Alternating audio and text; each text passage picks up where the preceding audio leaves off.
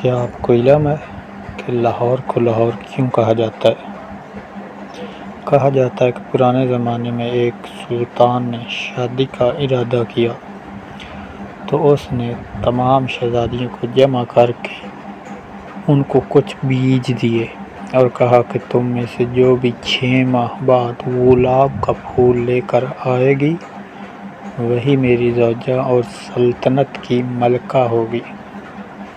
6 ماہ بعد تمام شہزادیوں ہاتھوں میں پھول اٹھائے محل میں حاضر ہو گئی۔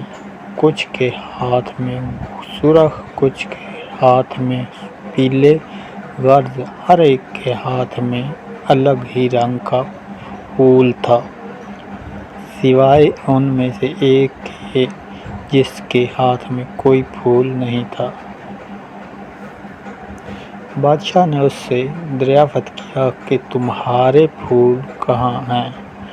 تو اس نے جواب دیا کہ اے سلطان، آپ نے جو ہمیں بیج دیے تھے وہ گلاب کے نہیں تھے۔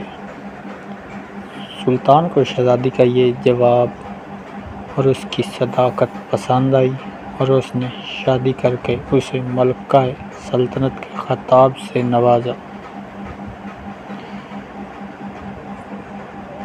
جہاں تک کہ لاہور کا معاملہ ہے تو یقین جانیے اس کے بارے میں مجھے بھی کچھ علم نہیں اور ساری زندگی اس بارے میں کوئی کہانی بھی نہیں سنی کہ لاہور کو لاہور کیوں کہا جاتا ہے۔